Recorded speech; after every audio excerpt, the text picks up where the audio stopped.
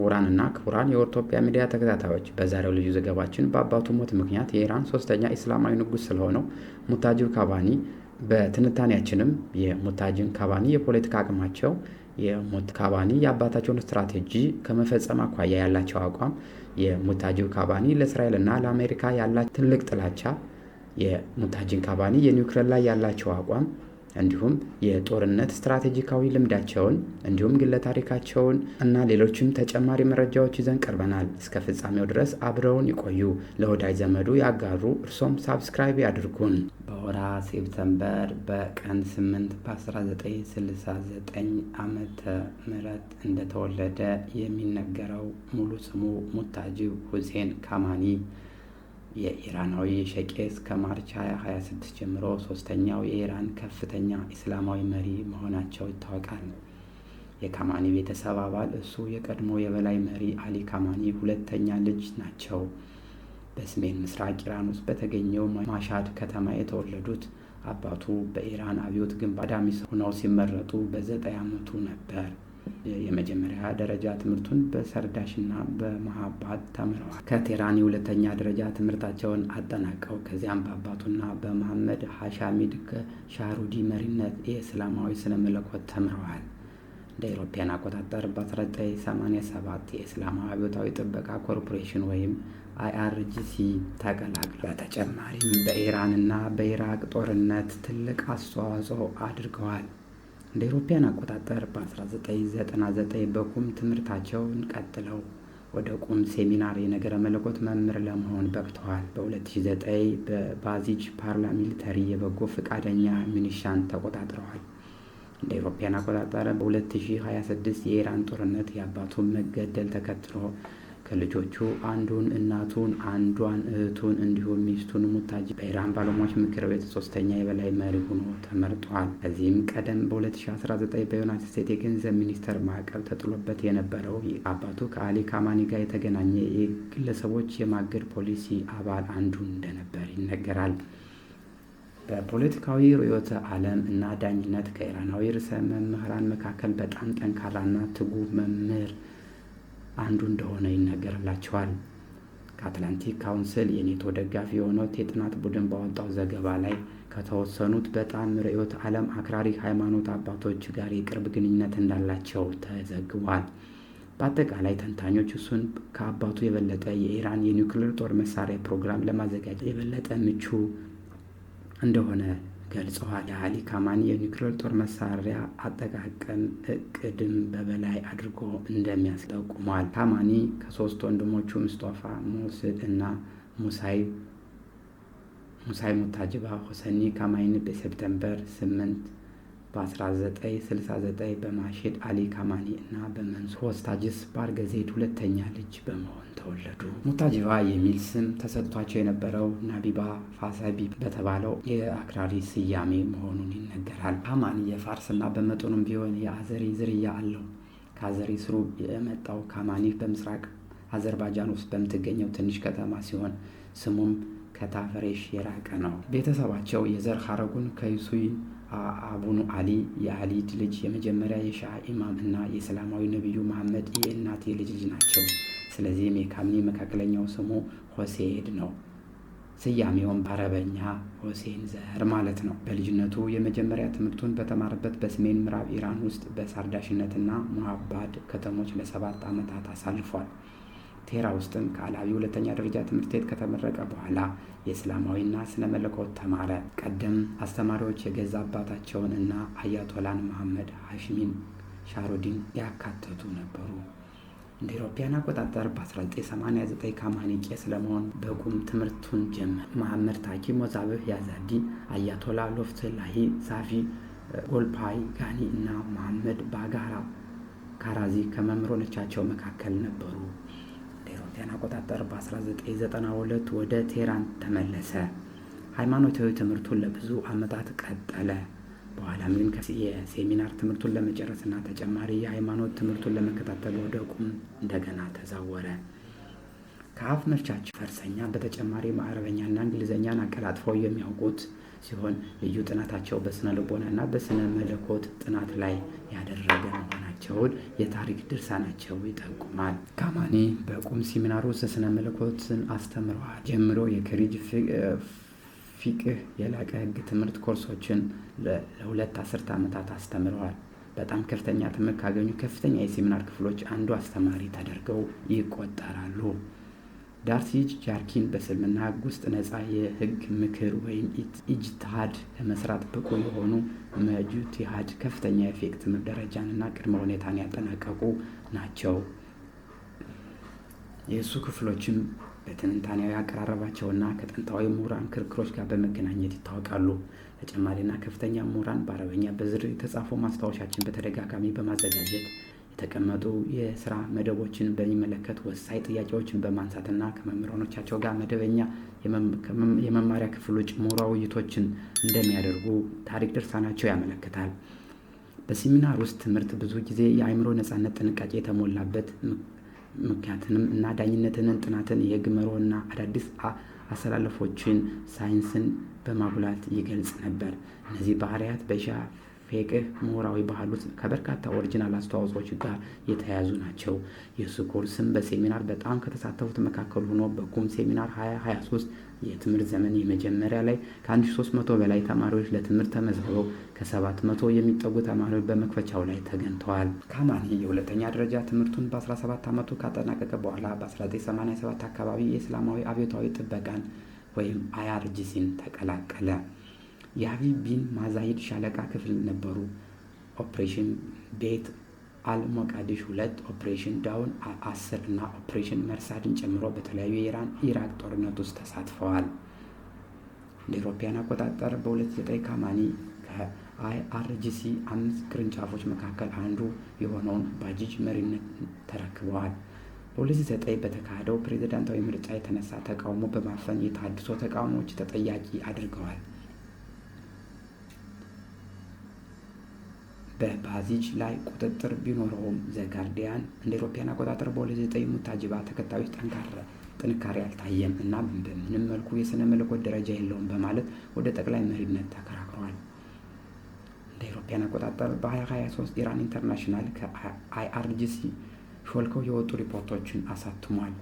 ይህም ካማኒ በአይጄን በብቃት በመቆጣጠሩና ብዙዎች የስለላና የስለላ ጥበቃ ድርጅት በምደባና በማባረር ላይ ከፍተኛ አስተዋጽኦ አሳድሯል። ብዙ ተንታኞች ሙታጅባን የአባቱ ተተኪ ሊሆን እንደሚችል አድርገው ይመለከቱት ነበር። ኢራን ለ4 አስርተ ዓመታት ያህል የገዛው አባቱ አሊ ካማኒን ለመተካት እንደ አልጋ ወራሽ በብዙ ምዕራባውያን ምንጮች ይቆጠሩ ነበር። የአሊ ካማኒን ተተኪነት እንደተወሰነ ተቆጥሮ በይፋ ግን አልተገለጸም ተብሎ ተዘግቧል። ከመሞቱ በፊትም ካማኒ ስለመተካቱ በይፋ አልተወያዩም። አሊ ካማኒ በሙታጅባ ካማኒ በመተካቱ ችግርን ሊያመጣ ይችላል ብለው በማሰብ ነበር። ምክንያቱም ጠቅላይ መሪው ከሺዓ እስልምና ሊቃውንት መካከል በሊቃውንት ምክር ቤት መመረጥ አለበትና። የመጀመሪያው ጠቅላይ መሪ ሮላህ ኩመኒ በአሊ ካማኒ ምርጫ ላይ ከፍተኛ ተጽዕኖ ማድረጋቸው ይታወሳል። ያልተረጋገጡ ዘገባዎች አሊ ካማኒ ልጁን ተተኪ አድርጎ መሾሙ ታውቋል ሲሉ እንደነበር ይታወቃል።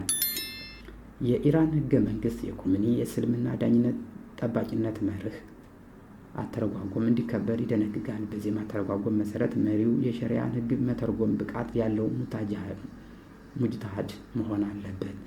ሙታጅባ ሆጃቶ ለሰላም ነው።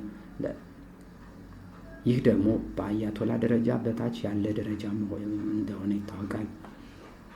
በኢብራሂም ራሲ የፕሬዝዳንትነት ጊዜ ሙታጅባ እንደ የበላይ መሪ ሊተካ ይችላል ተብሎ ከተገመቱት የሃይማኖት አባቶች አንዱ ነበር። ነገር ግን እሱ አባቱን ሊተካ እንደማይችል ተደርጎ ይቆጠር ነበረ። የመካከለኛው ምስራቅ ኢንስቲትዩት ካማኒ የራሱ ተተኪ አድርጎ መሾሙ በኢራን ፖለቲካና ሃይማኖታዊ አመራር ውስጥ ግጭት እንደሚፈጥር ገልጾ ነበር። የሺዓ ስነ መለኮታዊ መሪዎች እንዲህ አይነት መተካካት ይከለክላሉ። እናም ሁለቱም ሙታጅባ እና አባቱ ተቃውሟቸውን ተናግረው ነበር። የ2026 የኢራን የበላይ ምርጫ ሙታጅባ ካማኒን አባቱን እንደ አዲሱ ጠቅላይ መሪ ለመተካት እጩ ተወዳዳሪ ተደርጎ ይቆጠር ነበር። ኢራን ኢንተርናሽናል እንደዘገበው ሙታጅባ ካማኒ ጠቅላይ መሪ መሆን አለበት የሚለው ዜና ለመጀመሪያ ጊዜ ባሰራጨው መረጃ መሰረት ሙታጅብ ካማኒ በIRGC ተመራጭ ነበር። እሱም የባለሙያዎች አባላት ምክር ምክር ቤት እንደ አውሮፓውያን አቆጣጠር ማርች 3 2026 እንደመረጡት በአካል በስብሰባና በስልክ ጥሪዎች በማርች 3 ቀን ጠቅላይ መሪ እንደሆነ ተወራ። ይህም ትክክል አይደለም ተብሎ ነበር። አንዳንድ ምክር ቤት አባላት ጠንካራ ተቃውሞ ቀርቦ ነበር። እንደ አውሮፓውያን አቆጣጠር ማርች 5 ቀን በ2026 የዩኤስኤ ፕሬዝዳንት ዶናልድ ትራምፕ ሙታጅባ ካባኒ ለምርጫ ቀርበዋል ለሚለው ዘገባ ምላሽ ሰጥተዋል። ጊዜያቸውን ባያባክኑ ጥሩ ነው። የካማኒ ልጅ ክብደቱ ቀላል ነው። በቀጠሮ ውስጥ መሳተፍ አለብኝ። ትራምፕ የካማኒ መመረጡ ተቀባይነት የሌለው ነው ብለዋል። መመረጣቸው ተከትሎ ትራምፕ በካማኒ መመረጥ አዝነዋል። የኢራን መሪ በሰላም መኖር አይችልም ብለዋል። እንደ አውሮፓውያን አቆጣጠር ማርች 8 የ88 ሰዎችን የባለሙያዎች ጉባኤ ካማኒ በአንድ ድምፅ ጠቅላይ መሪ መመረጡን አስታውቋል። የኢራን ኢንተርናሽናል በተደረገው ትንታኔ የካማኒ ጠቅላይ መሪ መሾም የኢራን መንግስትን ከህዝብ ድጋፍ ማፈግፈግ ነው። ብዙ የማህበራዊ ሚዲያ ጽሑፎችም ሹመቱን ሳልቀውበታል። ካማኒ ጠቅላይ መሪ ሆነው ከተሾሙ በኋላ ምንም አይነት መግለጫ ሆነ ህዝባዊ መግለጫ አልሰጡም። ይህም በአየር ድብደባ ምክንያት አቋመ ቢስ ሆኗል የሚል ግምት እንዲፈጠር ምክንያት ሆኗል። ይህም የመጨረሻ የኢራን መንግስት ተረጋግጧል። አንዳንዶቹ ሙታጅባ ካማኒ አመራር ከስልት ወይም ከማስራቅ ይልቅ በቀላል ላይ ያተኮረ ብለው ይገምታሉ። አንዳንዶቹ የሙታጅባ ካማኒ አመራር ስልት ወይም ከማስታረቅ ይልቅ በቀል ላይ ያተኮረ ነው ብለው ይገምታሉ። መጋቢት 12 ቀን ከምሽቱ ከ4 ቀናት በኋላ ለካማኒ ተብሎ የተጻፈው መልእክት ለሰማዕቱ እንደሚቀበል ቃል ገቡ። ካማኒ ከኢራን ርዕሰ መምህራን መካከል አልትራ ኮንሰርቫቲቭ ጋር እንደተሰለፈ ይቆጠራል። ከኋለኛው ፓርቲ ግንባር የእስላማዊ አብዮት መረጋጋት ጠባቂ በመሆን በታቂ ያዚድ አመለካከት ታማኝና በደንብ የተረዳ ነው። በአትላንቲክ ካውንስል እንደሚለው የመሰረታዊና የመሐንዲስት አመለካከት ከያዙት ጋር በቅርብ የተቆራኘ ነው። አባቱ ይልቅ በአይአርጂሲ ኃይል ላይ ሊደገፍ ይችላል ሲል ተናግሯል። ዴይሊ ቴሌግራም ዩናይትድ ስቴትስ እንደ የማይቻል ጠላት እንደሚመለከቷት ተንብየዋል። እናም ግጭቱ ሊያባብስ ይችላል እናም ምንም አይነት ስምምነት ሊኖርም የሚል ሀተታ አስነግሯል። በአትላንቲክ ዘካሪም ሳጁ ዱፕር ከሟች አባታቸው የበለጠ አክራሪ አድርገው አቅርበውታል። ለምሳሌ በምዕራባውያን ስነ ጽሑፍ ማንበብ ይቻል የነበረ ሲሆን በሙታጅብ ግን ራሱን በአብዛኛው እስላማዊ ጽሑፎችና በሐፌዝ ግጥም ብቻ ተወስኗል። በፓርቲው ዘጋቢ ፊልም መሰረት ካማኒ እንደ ስነ ምግባር ተኮር የህግ ባለሙያና የሰው ሳይንስ ፕሮፌሰር ስለ ሃይማኖታዊ ጽሑፎች ብዙ እውቀት ያለው ሆኖ ይገለጻል። በተጨማሪም ዘመናዊ ቴክኖሎጂ፣ ወታደራዊ ሳይንስ፣ የደህንነት ጉዳዮች፣ የፖለቲካ ንድፍ ሀሳብ እና ከመንግስት አስተዳደር ጋር የተያያዘ ጉዳዮች ጨምሮ በተለያዩ ዘርፎች ጠንቅቆ እንደሚያውቅ ተነግሯል። ተማሪ በነበረበት ጊዜ የሚያውቀው አንድ ምንጭ እርሱን በዓለም መጨረሻ ላይ በሌዘር ላይ ያተኮረ እና የምጽአት ጥያቄዎችና ኢራንን የዓለም ፍጻሜ ለማምጣት በእግዚአብሔር የሆነ ተልዕኮ እንዳለ እንደሚያስብ ገልጿል። ካማኒ ለአስርተ ዓመታት በአባቱ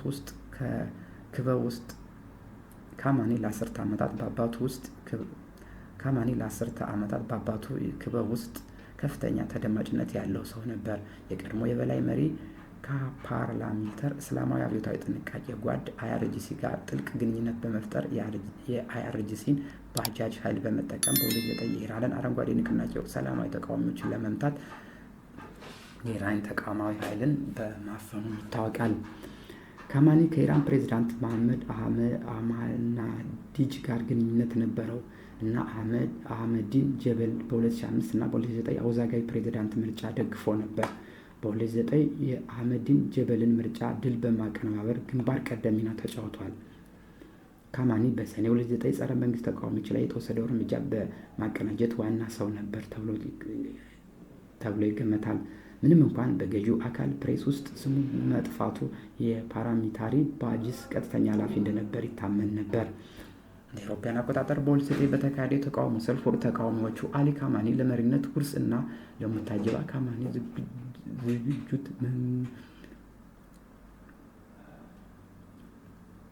እንደ አውሮፓውያን አቆጣጠር በ2009 በተካሄደው የተቃውሞ ሰልፍ ወቅት ተቃዋሚዎችን አሊ ካማኒ ለመሪነት ውርስ እና ሙታጅባ ካማኒ ዝግጅቱን መንገድ ጠርጓል በማለት ከሰዋቸዋል። እነዚህን ጉዳዮች ተከትሎ ሙታጅባ ይሙት መሪውን አያዩም ወይም ሙታጅባ ይሙት አመራር አይወስድም የሚል መፈክር በሰልፈኞች ሐምሌ 20 2008 በቴህራን ተካሂዶ ነበር። በ2009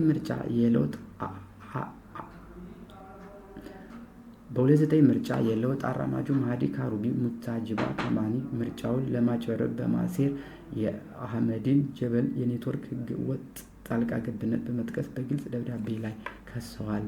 መሐመድ በርካታ የአሜሪካ ተንታኞች ሙታጅብ ኢራን የኒውክሌር ጦር መሳሪያ እንድታገኝ ድጋፍ እንደነበራቸው ገልጸው የአባቱን ፊትዋ በርካታ የአሜሪካ ተንታኞች ሙታጅብ ኢራን የኒውክሌር ጦር መሳሪያ እንድታገኝ ድጋፍ እንደነበራቸው ገልጸው የአባቱን ጽዋ እንደሚቀበል ዘ ዋሽንግተን ኢንስቲትዩት ፎር በቅርቡ በምስራቅ ፖሊሲ እንዳለው ሙታጅባ ወደፊት የዩኤስኤ እና የእስራኤል ጥቃቶችን ለመከላከል ኢራንን የኒውክሌር ጦር መሳሪያ ለማግኘት በፍጥነት መንቀሳቀስ እንዳለበት ሊወስን ይችላል። ይህ አካሄድ አገዛዙን የሚያረጋጋ ይሆን የሚከፋፍል የሚያፋጥን ቀጣዩን የግጭት ምዕራፍ ይቀርጻል የሚል ግምት አስቀምጧል።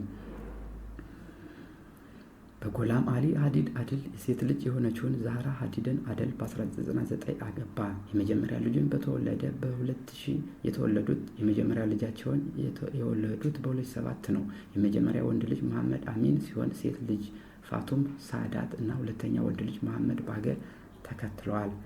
የኢራን መንግስት ሚዲያ እንደዘገበው በ2026 የኢራን ጦርነቱን ቆስሏል። የኢራን መንግስት መሰረት ሚስቱ ወላጆቹን አንዷን እህቱን እና አንድ ወላጅ ልጆቹን በጦርነት ተገለውበታል። ካማኒ በስትራቴጂያዊ ተቋም ውስጥ እያደገ የመጣ ኃይል በመሆኑ ለዓመታት ቢያውቅም ብዙ ኢራናውያን ድምፅ እስካልሰሙት ድረስ እስከ መጋቢት 2026 ድረስ የህዝብ ንግግሮችን በአረብ ስብከት ወይም በፖለቲካ አድራሻዎችን አልሰጥም። ሙታጅብ ካማኒ እንደ ባንክ አያንዴህ ባሉ ባንኮች ውስጥ ከፍተኛ የገንዘብ ንብረቶች እንደሚቆጣጠር በሰፊው ይታመናል። ጉዳዩ ከሚያውቁ ሰዎች የተወሰደውን በብሉምበርግ ለአንድ ዓመት የፈጀ ምርመራ ከካማኒ ከኢራን ውጭ ንብረቶች ለመያዝ እና ለማንቀሳቀስ ከሚውለው የባህር ዳርቻ የፋይናንስ አውታር ጋር የተገናኘ መሆኑን በጥር 2026 ተዘግቧል። ሪፖርቱ በተደረገባቸው ይዞታዎች በለንደን፣ በዱባይ በከፍተኛ ዋጋ ያለው ሪል ስቴት እንዲሁም ከመርከብ ከባንክ ግንኙነትና ከአውሮፓ መስተንግዶ ንብረቶች ጋር የተገናኘ ፍላጎትን ያካተተ እንደሆነ ተነግሯል። በምርመራው መሰረት ንብረቶቹ በአጠቃላይ በካሚ ስም የተያዙ ሳይሆኑ በአማላጆችና በድርብርብ የተደራጁ የድርጅት አካላት በርካታ ክልሎች የተዋቀሩ ናቸው። ከእነዚህ ንብረቶች ውስጥ አንዳንዶቹ የተሸጡ ወይም የተሻሻሉ ፍተሻዎች የሚጠይቁ ናቸው። በብሉምበርግ በዩናይትድ ኪንግደም ማዕቀብ የተጣሉበት የኢራናዊ ነጋዴ አሊ አንሳሪ በኔትወርክ ውስጥም በማዕከላዊ ክስ አስተባባሪ መሆናቸው ተገለጻል። የንብረት መዛግብትና የድርጅት ሰነዶች አንሳሪ እና ተያያዥ ኩባንያዎች ዘ ቢሾፕ አቬኑ ላይ ያሉትን መኖሪያ ቤቶች ጨምሮ ከበርካታ የለንደን ንብረቶች ጋር እና በጀርመንና በሌሎች ሀገራት ካሉ ሆቴል ባለቤቶች እና አስተዳዳሪ አካላት ጋር ይገናኛል ተብሏል። አንሳሪ ከማኒ ጋር ምንም አይነት የገንዘብ ሆነ የግል ግንኙነት ውድቅ አድርገዋል እና የዩኬ ማዕቀብ ለመቃወም እንዳሰበ ተነግሯል። እንደ አውሮፓውያን አቆጣጠር በ2019 ሙታጅብ ካማኒ ላይ ዓለም አቀፍ ማዕቀብ ቢጣልም ከአውታር መረብ ጋር የተገናኘ ገንዘብ በአብዛኛው ከኢራን የነዳጅ ገቢዎች የመነጨና በተለያዩ ክልሎች ውስጥ ባሉ የፋይናንስ ተቋማት በኩል የሚተላለፍ ነው ሲሉ ምርመራዎች ጠቁመዋል።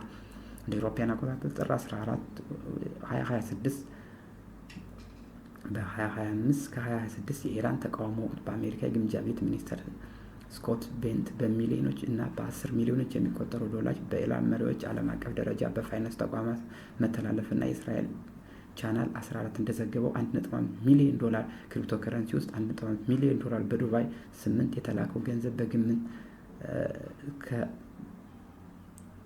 $100 ሚሊዮን እንደሚደርስ አስታውቋል። እንደ አውሮፓውያን አቆጣጠር በ2019 ሙታጅብ ካማኒ በጠቅላይ መሪነት ምትክ በማንኛውም ኤፌሶናዊ ቦታ ላይ ሳይመረጡ ወይም ሳይሾሙ እና ከቅዱስ ኃይል አዛዥ ጋር በቅርቡ በመስራት ለሂዝቡላህ፣ ለሐማስ፣ ለእስላማዊ ጂሃድ ለፍልስጤምና ታዋቂው ኢራቅና ፍልስጤማዊ ሀጂ ታዋቂ እና የፍልስጤም ፋውንዴሽን ኃይል ጨምሮ ከቁስ ኃይል አዛዥ ጋር በቅርበት በመስራት በአሜሪካ ማዕቀብ ስር ወድቀዋል።